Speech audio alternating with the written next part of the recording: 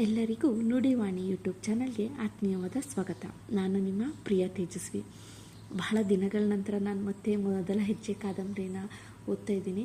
ಕೆಲವೊಂದು ಆಕಸ್ಮಿಕ ಘಟನೆಗಳಿಂದ, ಆರೋಗ್ಯದ ವಿಷಯಗಳಿಂದ ಕಾದಂಬರಿನ ಓದೋದಕ್ಕಾಗಿರಲಿಲ್ಲ. ಅದಕ್ಕೆ ಕ್ಷಮೆ ಕೇಳ್ತಾ, ಆದಷ್ಟು ನನ್ನ ಯೂಟ್ಯೂಬ್ ಚಾನಲ್ ಕತೆಗಳನ್ನ ಕೇಳ್ತಾ ಇರೋರು ಕೇಳಿದ್ದೊಂದೇ ಮತ್ತು ಯಾಕೆ ನಿಲ್ಲಿಸ್ದೆ, ತುಂಬ ಚೆನ್ನಾಗಿ ಬರ್ತಾಯಿತ್ತು, ಮುಂದೇನಾಗುತ್ತೆ, ಇದೆಲ್ಲ ಕೇಳಿದಾಗ ಅಯ್ಯೋ ನಾನೆಲ್ಲೋ ತಪ್ಪು ಮಾಡೋದೇನೋ ಅನಿಸೋದಕ್ಕೆ ಶುರುವಾಗಿತ್ತು. ಮತ್ತು ನಾನು ಆ ಕತೆಗಳನ್ನ ಮುಂದುವರಿಸ್ತಾ ಇದ್ದೀನಿ. ಮೊದಲ ಹೆಜ್ಜೆ ಕಾದಂಬರಿ ಇಂದಿನ ಸಂಚಿಕೆಯಲ್ಲಿ ಹೆಣ್ಣಾಗಿ ಹುಟ್ಟಿದ ಮಗು ಕಪ್ಪು ಬಿಳುಪು, ಅಂದ ಚಂದ ಇವೆಲ್ಲದ್ರ ಬಗ್ಗೆ ಮಾತಾಡ್ಕೊಳ್ಳೋ ಘಟನೆಗಳನ್ನ ನೋಡ್ತಾ ಇದ್ವಿ. ಮುಂದೇನಾಗುತ್ತೆ ನೋಡೋಣ. ಕಾದಂಬರಿ ಒಳಗೆ ಪ್ರವೇಶ ಮಾಡೋಣ. ನನಗೆ ಮಾತ್ರ ಇತರರು ಮಾತು ಕೇಳಿ ಸುಖ ದುಃಖ ಯಾವುದೂ ಆಗುತ್ತಿರಲಿಲ್ಲ. ನಾನಾಗ 3 ವರ್ಷದ ನಿರ್ಲಿಪ್ತೆ. ನನಗೆ ಸುಮಾರು 3 ವರ್ಷಗಳಿದ್ದಾಗ ಅಜ್ಜಿಯ ವಠಾರಕ್ಕೆ ಮತ್ತೊಂದು ಸಂಸಾರ ಬಂತು. ಹಳೆಯ ಸಂಸಾರಗಳಿಗೆ ಹೊಸದಾಗಿ ಬಂದು ಸೇರಿದ ಸಂಸಾರದಲ್ಲಿ ಯಾವ ಕುತೂಹಲವೂ ಆಸಕ್ತಿಯೂ ಇರಲಿಲ್ಲ. ಅಜ್ಜಿಯ ವಠಾರಕ್ಕೆ ಬರಬೇಕಾದರೆ ಇನ್ನೆಂತಹವರು ಬರುತ್ತಾರೆ? ಯಾರೋ ನಮ್ಮಂತೆಯೇ ಪರದೇಶಿ ಎಂದು ಎಲ್ಲರೂ ಉದಾಸೀನ ಭಾವನೆ ತಾಳಿದ್ದರು. ಆ ಸಂಸಾರದ ಯಜಮಾನ ಜೋಯ್ಸನಿಗೆ ಏನೋ ಕೆಲಸವಿತ್ತೋ ಅದು ಪರಮಾತ್ಮನಿಗೆ ಮಾತ್ರ ತಿಳಿದಿತ್ತು.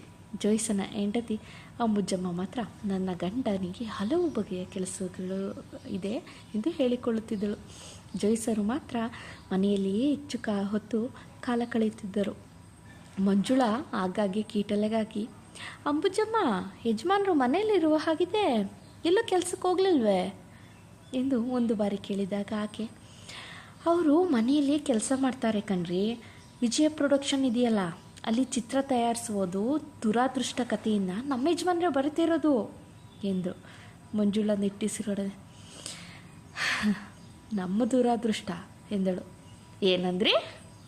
ಅಲ್ಲ, ಇಂತಹ ಎಲೆಮರೆಯ ಕಾಯಿಗಳಿರುವಾಗ ಚಿತ್ರ ತಯಾರಿಕರಿಗೂ ಕೆಲಸಕ್ಕೆ ಬಾರದ ಲೇಖಕರನ್ನು ಕಟ್ಟಿಕೊಂಡು ಹಾಳು ಮೂಳು ತಯಾರಿಸ್ತಾರಲ್ಲಂತ ನಾನು ಹಾಗೆ ಹೇಳಿದಷ್ಟೇ. ಅಂಬುಜಮ್ಮನ ಬಾಯಂಚು ಕಿವಿಯವರೆಗೆ ಹಬ್ಬಿತು. ನೀವು ಹೇಳೋದೇನೋ ನಿಜ ಮಂಜುಳಮ್ಮ, ಆ ತಯಾರಿಕನೋ ದಿನಕ್ಕೆ ಒಂದೊಂದು ರೀತಿ ಕತೆ ಬದಲಾಯಿಸಲು ಹೇಳ್ತಾನಂತೆ ಎಂದರು ಅಂಬುಜಮ್ಮ.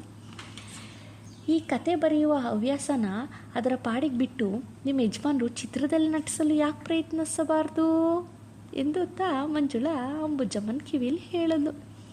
ನಿನ್ನೆ ನಿಮ್ಮ ಯಜಮಾನರು ಒಲ್ಲಿ ಗಿಲ್ಲಿ ಹೊತ್ಕೊಂಡು ತಲೆ ಬಾಚ್ಕೊಂಡು ಹೊರಗಡೆ ಹೊರಟಾಗ ನಾನು ಎದುರಿಗೆ ಬಂದೆ.